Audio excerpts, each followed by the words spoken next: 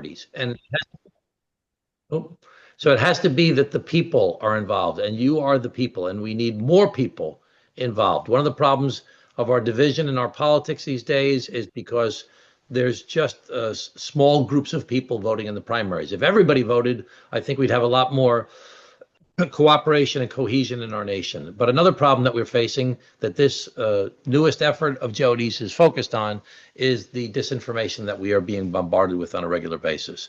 And I just, heard something terrifying the other day that Elon Musk wants to create an AI product that will turn the knobs of the AI product to be biased towards like the Fox News viewership.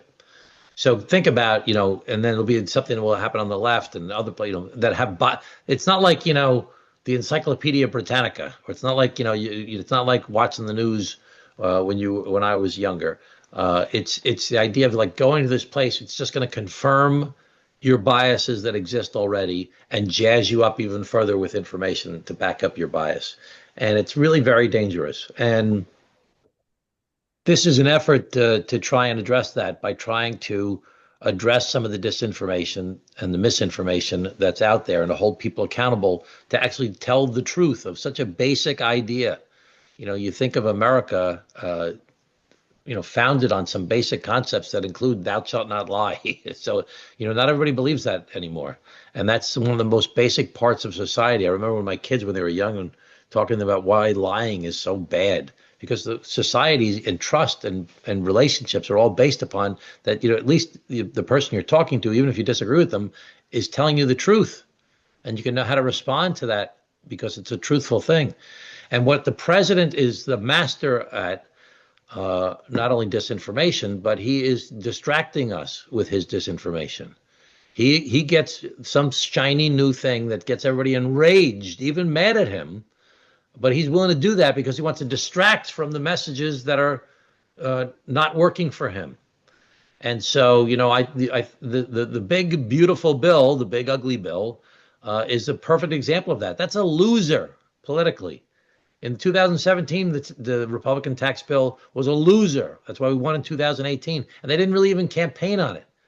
And this bill now, the big, beautiful bill, the big, ugly bill, they want to give tax breaks to some of the wealthiest Americans while cutting benefits and health care and food benefits for some of the most needy Americans, all while creating the biggest deficit, no exaggeration, the biggest deficit in the history of the United States of America. Well, that's a fat losing message. That will not work. So what does he do? Well, during our debate, he did the whole thing about the jet coming from Qatar. And that was dominated the news for 3 or 4 or 5 days. And then he did the China tariffs back and forth, and that dominated the news. And then he'll do other things to change the news cycle, even if it seems like it's unattractive to us, as long as it's not focusing on the thing that will lose him and cost him his election. Now, the polls are showing that it's not working because people are getting fed up with the way he's doing his tariff policy. They're fed up with the way he's doing his immigration policy. They want to secure the border. They want to get rid of the criminals, but they don't like the idea of ripping people away from their families.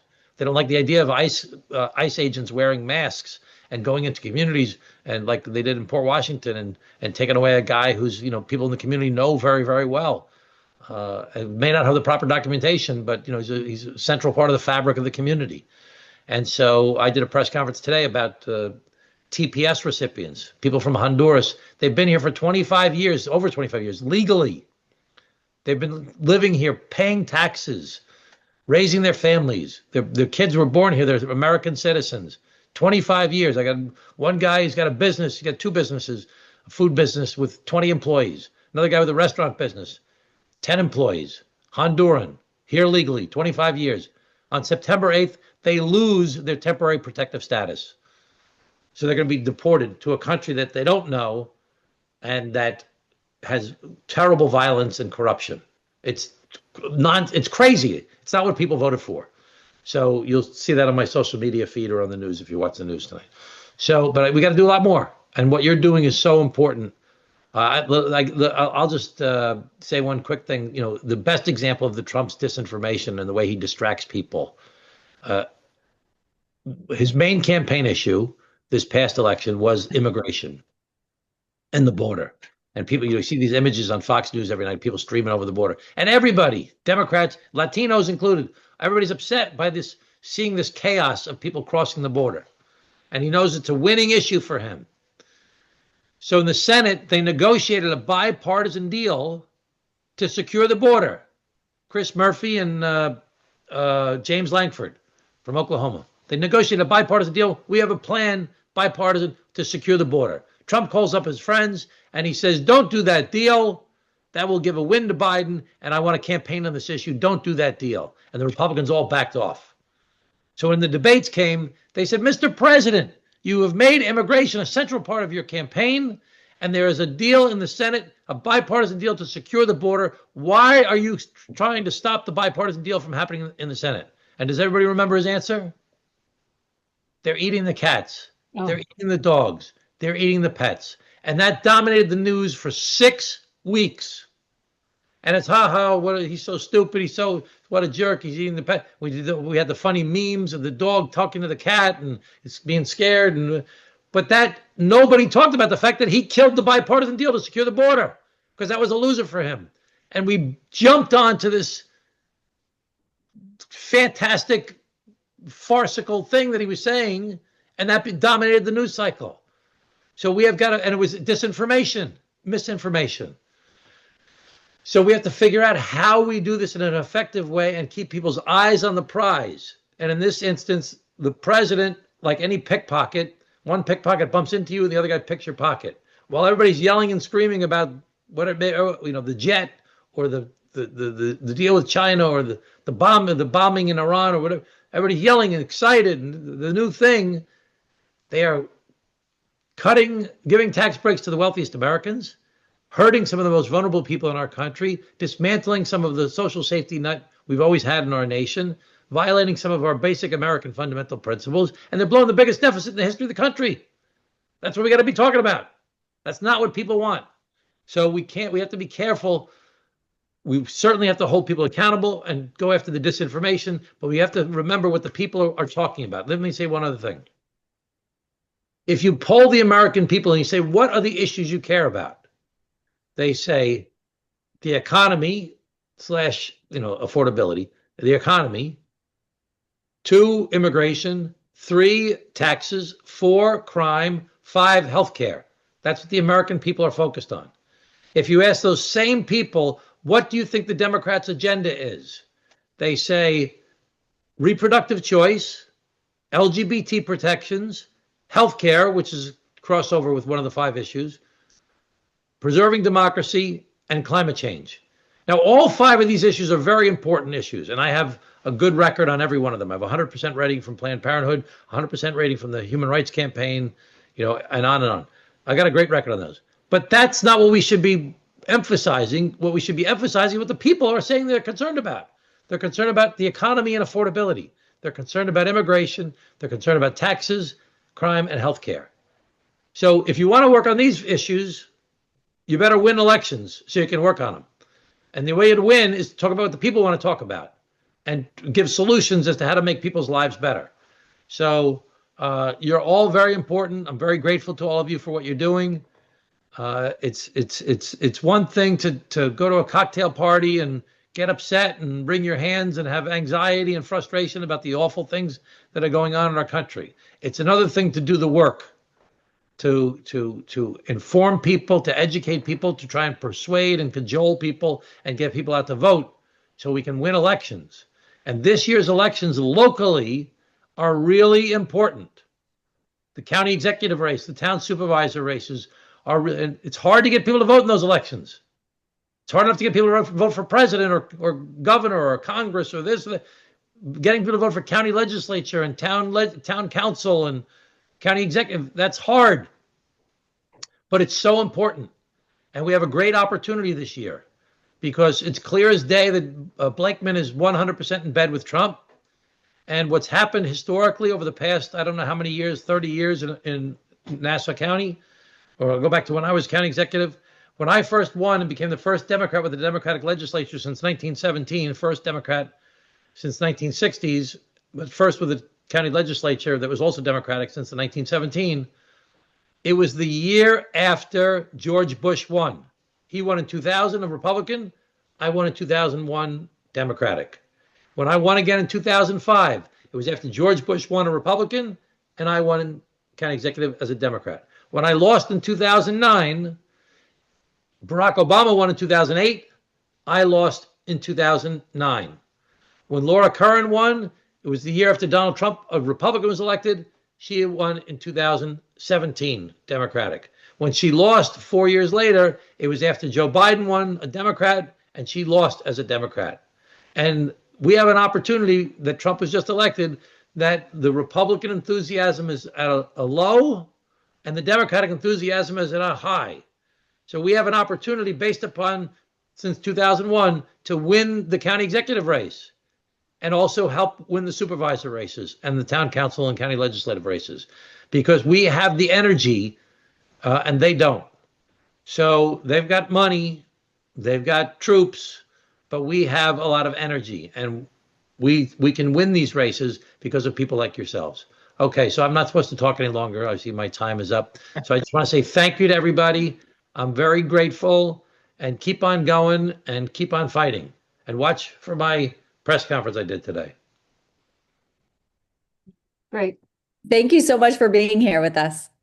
Thank you, Kim. Thank you, Jody. Thank you, everybody. Thanks for your support on this, and your leadership as well on this. Thank you. All right. Am I done, Jody? Yeah. You want to get rid of me, right? Okay. All right. I'll see you guys later. Have a good night, everybody. Thank you so much for everything. I see your names and faces, but I'm not supposed to go through them. Jody said I can't do that. That's why I know who you are, though, and I'm grateful to all of you. Thank you. Thank you, Roger. Great. Aaron. We're grateful to you. Thank you. Thank you. Bye. Well, that was a great introduction to the culture of lying that we really are immersed in, and the fact that it's not just at the federal level, although of course it's really obvious and horrifying on the federal level, but it's on the state and local level as well. And it's not just lying, but it's also, as the congressman was saying, it's the distraction and the distortion with a lot of nonsense.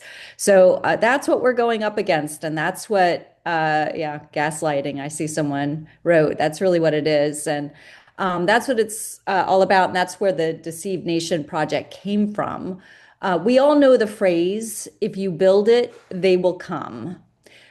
But of course, that isn't true if people aren't aware of whatever it is. So we have built Deceived Nation. We're really proud of it. We know that it can be a powerful and valuable tool, but now our job is to make people aware of it, teach them how to use it, and also to inspire people to become part of really a rapid response force who will work together to push back on lies and amplify the truth. So that is the purpose of our webinar tonight. We have 4 objectives. First, to introduce the Deceived Nation project. 2, to explain how it works and how you can each get involved. 3, to answer your questions. And then finally, we hope to hear suggestions from you about how we can spread the word and get our leaders involved. Get other leaders involved. So this project really is animated by a great sense of urgency about the destructive impact of lies on our democracy, from the federal to the local level, as we said. We all are seeing it every day, and we see it in the statements that politicians make in their campaigns, and we also see it in their official government work as well. And it's important to emphasize that this project is focused on both. So while our immediate goal is to push back locally, ultimately, we hope that this project will become part of a larger movement nationally to restore standards of truth to government and politics. And with that, I'm going to turn it over to Jody. Great. Thank you so much. And thanks again, everybody, for joining us. Before I jump in, I want to acknowledge 2 other people who are on this meeting who are part of Concerned Citizens of New York 03, and that's Marie Marcina and Aiden Davis, and they've been also involved since the beginning and are staying with it. And Marie has been amazing creating these beautiful images to go with the post. So thank you particularly Marie for that, and Aiden for the work you're doing on social media and with Young Dems. So that's great. I also want to acknowledge the folks from on the call from Nassau Residents for Good Government, and I think the three people are Karen Wave, Paula, and Claudia. I think that's the three that are there. And a lot of the work that group's been doing over the last year and a half has ended up being part of how we created all these great fact or fiction reports. Paula, in particular, has actually written a few of them. And then I just want to also recognize Jack Levine, and he's a member of the Great Neck Democratic Club. He's also a pediatrician, and he's been a leader on dealing with some of the garbage healthcare stuff that we've been seeing coming out of Washington. And so there's more coming from that as well. Okay, so as Kim mentioned, we started Concerned Citizens of New York '03 to get rid of Santos. We decided to do Deceive Nation under that umbrella, largely because we have a presence and relationships with the press and elected officials and other leaders. So we decided to do it under that umbrella. So, and it's really a good government angle. We're not about calling Republicans names other than liar when they are in fact lying. So that's really, we believe it's much stronger and actually more accurate to call folks out when they're lying. So that's really our focus. The background here, of course, now George Santos is serving in prison, but certainly the lies did not stop with him. They probably didn't start with him either, but he just took it to another level.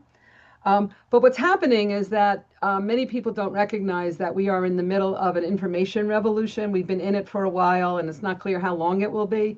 And what I'm talking about there is, the way humans communicate, the way humans get their information, the way we all get our news, that is shifting. We all get it differently than we did 10 years ago, and even for a lot of us, even different than a year ago.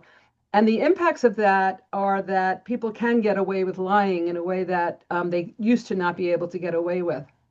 So we're trying to fill that void.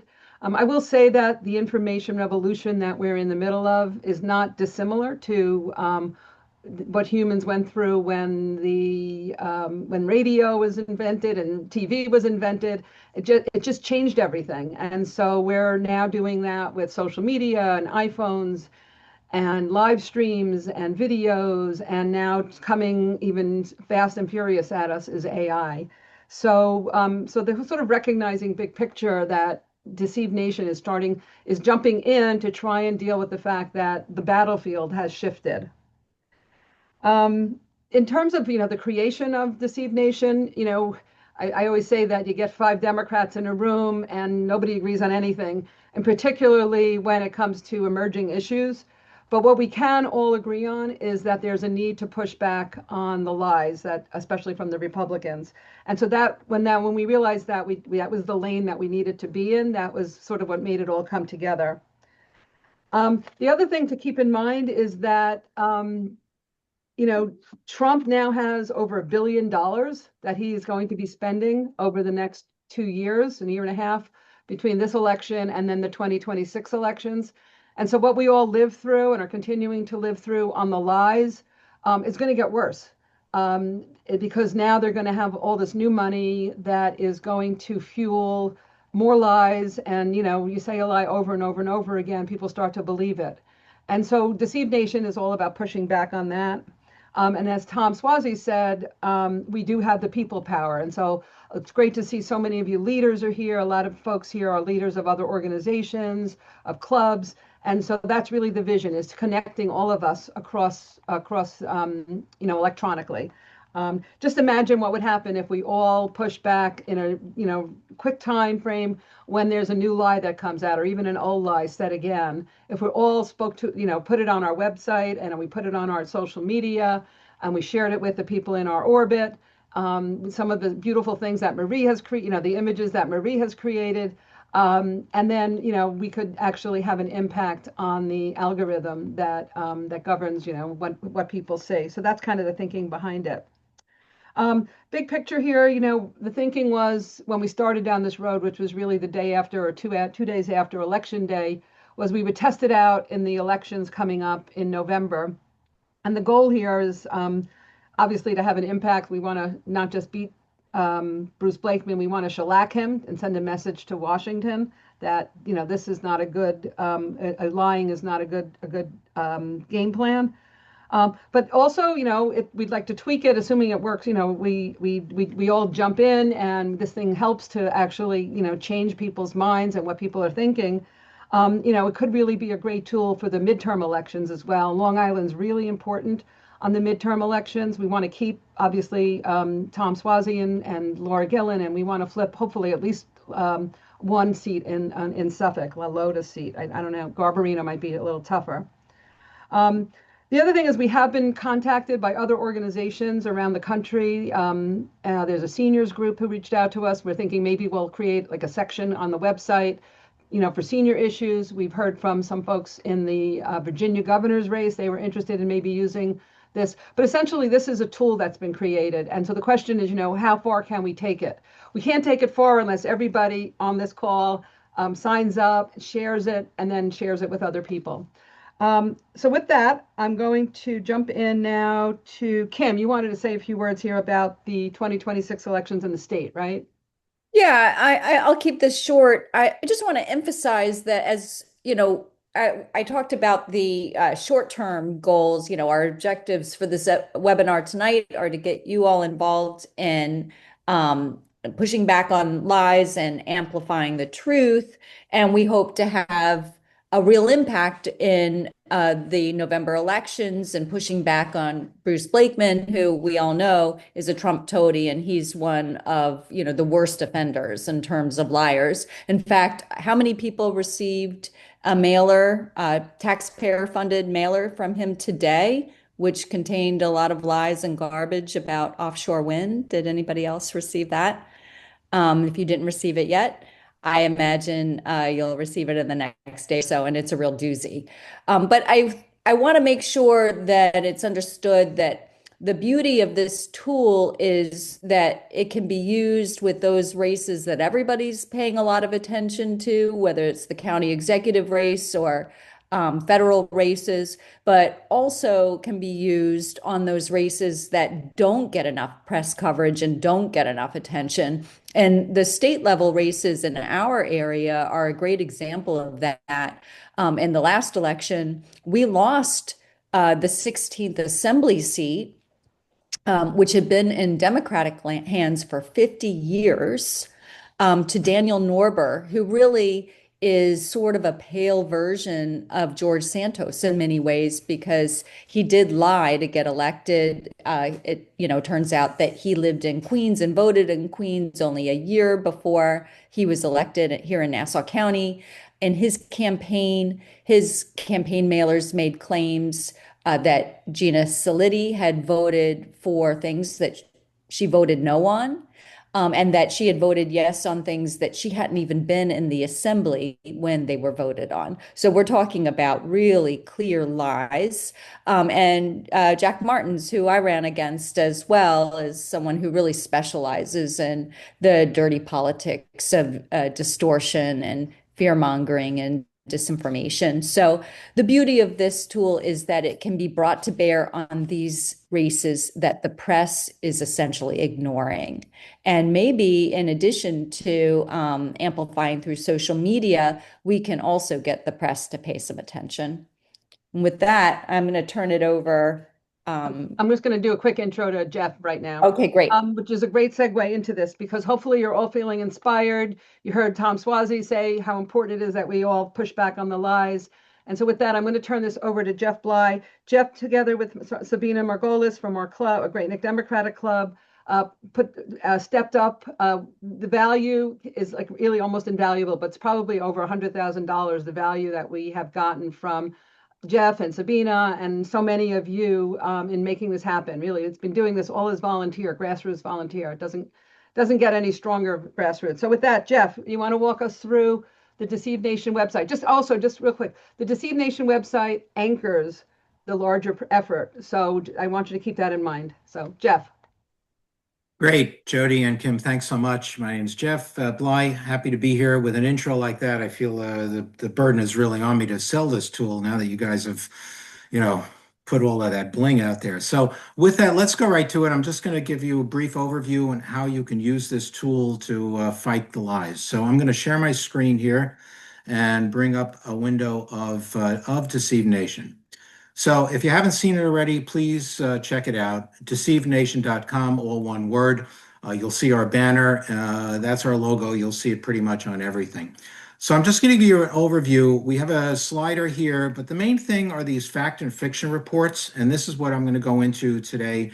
We have about 36 that we've been putting out there since early February, March, April. We launched officially April when George Santos was sentenced. That was a great day. If you go to the site, you'll see this slider here, and you'll always get the most recent five or six fact or fiction reports up on this slider. So I'm going to pick one, and I'm going to pick this Lolota one here to dive into. You just click on the link, and it'll bring up a fact or fiction report. And this is what they look like. So on this one, Congressman Nick Lolota voted to cut Medicaid, and then he lied about it. Lolota is representative for New York 01. That is Eastern Long Island, Suffolk County, our neighbors here to the east of Nassau. And here's, you get a graphic image to pull this up. He then sent a taxpayer-funded mailer saying he's preserving Medicaid. And in each report, we'll have 4 major components. So there's the lie. We restate the lie. Congressman Nick Lolota lied when he said, and you'll see there's a link there. It'll take you right to where he said it. We always cite everything here so you know we're not making this stuff up. Why you might believe the lie is point number 2. Well, he claims it doesn't cut Medicaid, and only able-bodied adults who refuse will lose their coverage. But here's the truth, and this is the main point here. We've summarized 3 major points here. The legislation will devastate the healthcare system. 1/3 Suffolk residents, those are his constituents, will lose Medicaid or be jeopardized via cuts to ACA. Again, links here to citations for all of these. On the work requirements, 90% are already working or they're exempt. And there is a link here to an interesting piece from Arkansas where they did do work requirements, and 25% of enrollees lost coverage because of the onerous paperwork requirements. I read some of the details on it, and it really is onerous. So you have the lie, why you might believe it, the truth, and action you can take. Here's where you guys come in. Share this post on your social media or email it. You all have email lists of friends. You can do all of that or take action. Contact Nick Lolota. Here's his Washington office. Here's his Long Island office. Let him know you're appalled by all of this. And how do you do it? You come down here. I'm going to do a Facebook share very quickly. If you click on Facebook, and I'm going to have to switch my window here because of some Zoom technicalities. And so this will come up on my personal Facebook page. You can type in a heading. I just put check this out just for this demo. And that's what your post will look like. The link is right there. And if you click on that link, it takes you exactly back to the fact or fiction report that we just had. So I'm going to just go back to that real quickly. I apologize for the switching back and forth. I didn't want to make anyone dizzy here. Okay, so we're back to our fact or fiction on the Lolota. You have other social media buttons here. You need an account on these. So I did it on Facebook. You can do Blue Sky, X, whatever you want. If you're old-fashioned like me, you can also just do a copy link. You'll see that the URL gets copied successfully, and you can then paste that into an email or a chat or whatever you want. Send your own email out to your friends, and that's how we're asking you to amplify our messages here. I'll finish up by just taking you up top to, let me find that here, on Sign Up and Connect. And this is what we're asking you all to do today. As individuals, if you haven't already, please enter your email address here in individuals. We're not asking for any other information. 1 second, we've got somebody coming in late. All we're asking is email address. Sign up. You will get an email verification request. You have to answer that in order to be approved, but then you will get an email every time a fact or fiction report is published. Very simple email with the link, with the graphic, with the link to the report. You can forward that then to all of your friends or your social media folks. So that is how it works. Check out the About Us. There's a cute little video there we did about Santos and how we got started. And with that, I'm going to turn it back over to Jody and Kim.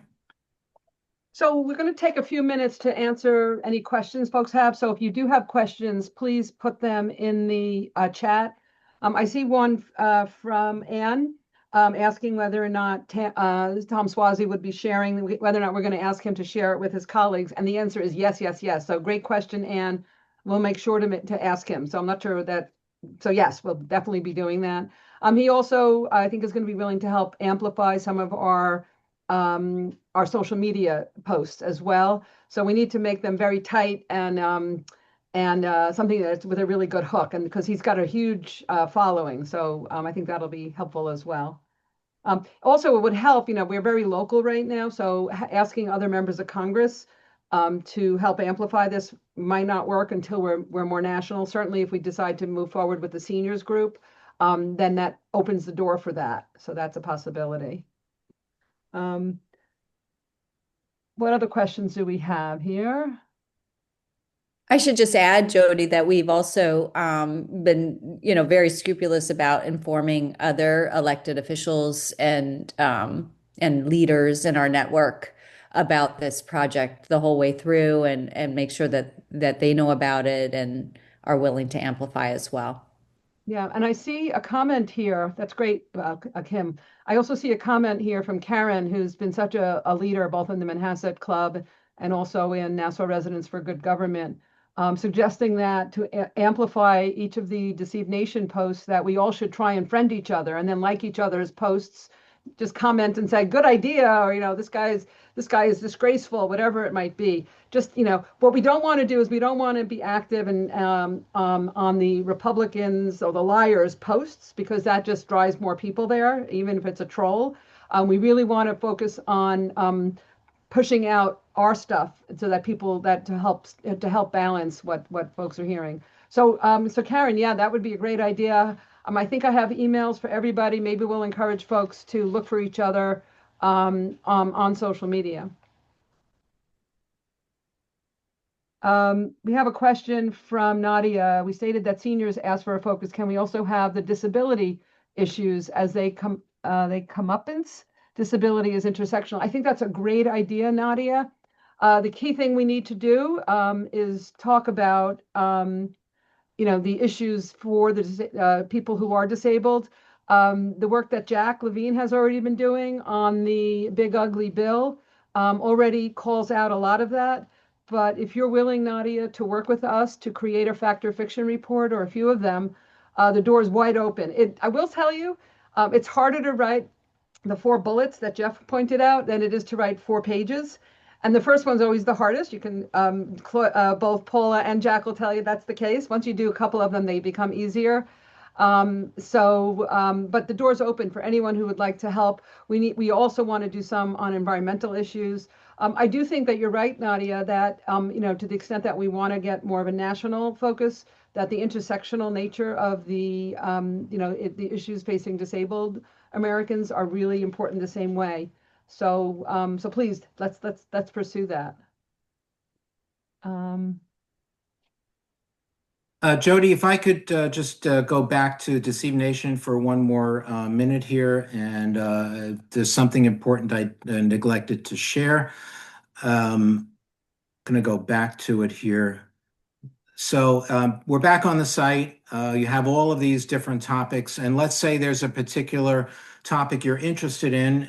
You can either go over here and click on all the Blakeman topics. Blakeman, we're pretty target rich on Blakeman for good reason. But let's say we wanted to hear about ICE and what he's doing with ICE. So you type in ICE, and right away you'll get this latest one on Blakeman's cooperation with ICE threatens community safety. And I'd really recommend everybody read this one. It's very important. It's fact-filled. We had a immigration attorney speak to the Great Neck Democratic Club back in June, and he's right in the mix of this in Lower Manhattan. And he gave a very compelling talk that had all of us pretty chilled. And he also supplied us with a lot of links here. If you go down to the truth, there are links here to research and law articles about this 287G agreement that Blakeman's using to authorize police working with ICE, and how it erodes trust. It drives victims underground. It decreases reporting of crimes. It diverts funds from local law enforcement, results in more assaults. Check these out. This particular post is fact-filled on the links that we've provided. So again, you can always go here and in the search bar, type in any topic. If we've got a report on that, you'll find it there. As Jody mentioned, Medicaid, we will be publishing an extensive report, a press release on the Medicaid bill with extensive facts on all of that. Thanks. Back to you. Great, great. I'm seeing a few other questions here. Kim, just jump in if you want to say anything. Sure. On this, we have a couple more minutes here. We will be asking Seth Kozlow, who's running for county executive, to speak to the group. This is the first time, so very interested in the group. So this is sort of a big group. We tried to reach out to as many people as we could find, both some members as well as leaders, both in Nassau and also in Suffolk. We generally aren't meeting regularly, but if you are somebody who's involved in a club, send me a note and we'll connect you with some of the other folks who are already connected. Alice, I think that's from Allison B. Roger has a suggestion. I think they're absolutely fabulous. Great. Have one suggestion. Let me know how to get it to you. Email us.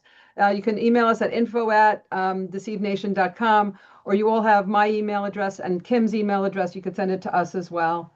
Karen Rossellino, other than Tom Suozzi, are there other congressional leaders taking interest and or activities speaking out regarding Deceived Nation?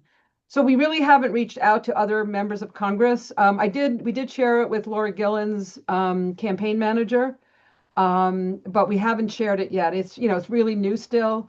We just we went official on the day that George Santos got sentenced to 7.25 years in prison. That we thought that would help get us some press, which it did a little bit. But now we're really in phase 2, which is now making the connections. Because again, if we don't all start sharing this information, all the hard work that Jack and Paula and Claudia and Kim and Jeff and I, all of us have been putting in, and Marie, it's keeping it even within 100 people isn't enough. We really want to get to thousands of people. And so that's why we hope that all of you will take that step.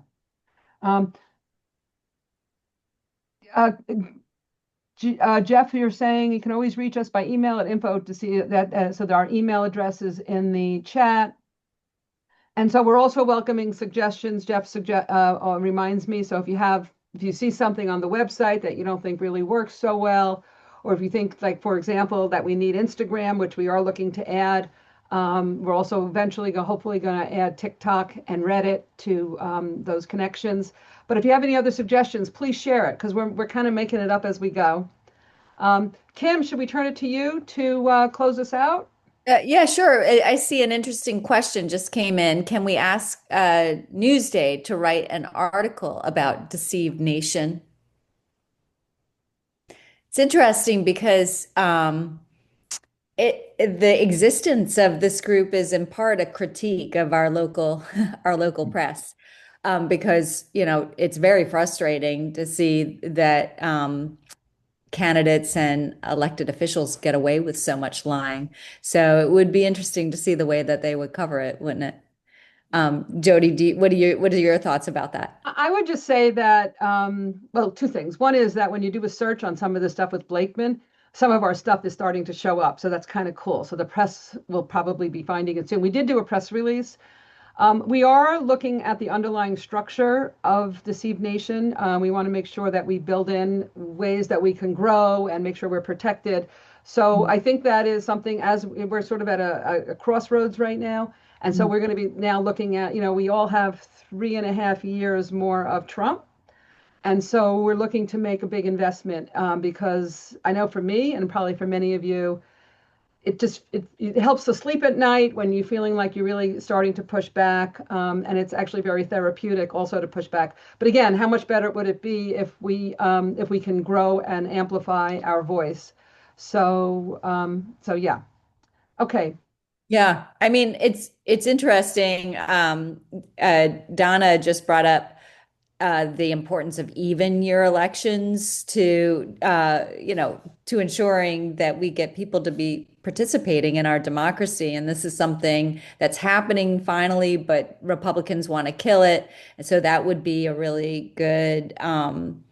good topic for a fact or fiction report. And that kind of brings me to my conclusion, really, because the lies are happening every day, and there are so many important issues. And I totally agree with you, Donna, that that's a really important issue. But we really are at an inflection point. We have built the infrastructure for Deceive Nation. We have built a website. We have 36 fact or fiction reports, and they're really excellent. We're really proud of them.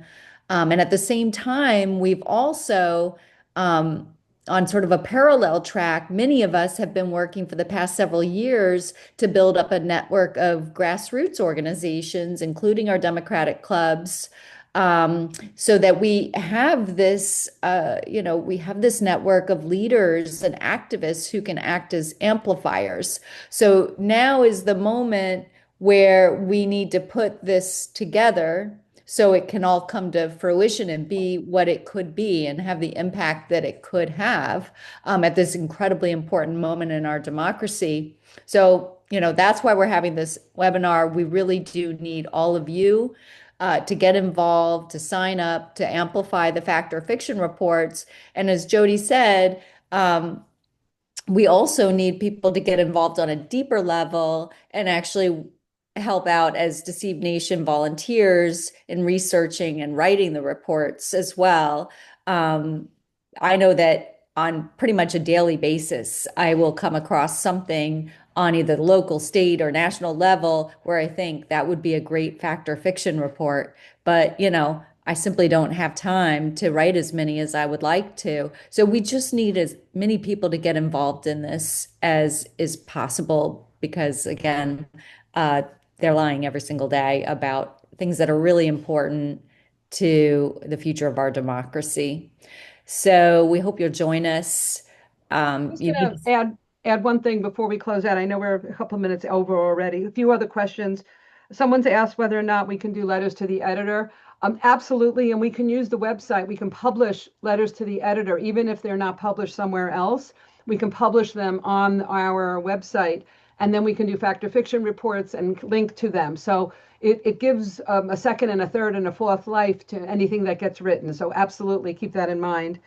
Someone asked about Blue Sky. Blue Sky there's already a link to Blue Sky on the website. If you look at the email that you all got from me on the invitation, at the bottom is the links and how you can find us. It's a little bit hard to find us to some extent, but you'll be able to find us on the bottom there. If you can't find us, let us know. But we do have an active account on Blue Sky and Facebook and X. So please do just like everything, start just saying again, this guy is disgraceful, whatever. And then the last thing I'll say, well, Jeff, did you want to add anything else before? No, that's it. Okay. I just hope you're all inspired to jump in. It might feel a little bit hard if you're not on social media. If you need help getting on or if you need help signing up, please send us a note because we know all of you have a very big footprint and it takes all of us, a village, right? So thank you. I'll just add, I love the idea of the letters to the editor in part because, again, this is filling a void that's happened in our local journalism. And, in some of our local papers, you can barely get a letter to the editor in anymore. So that's a great way that we can fill that gap. And a letter to the editor could be converted into a fact or fiction report. So it's something to keep in mind as well. Thank you to everybody. Thanks so much, everyone. Really appreciate it. All right. Stay safe in the rain.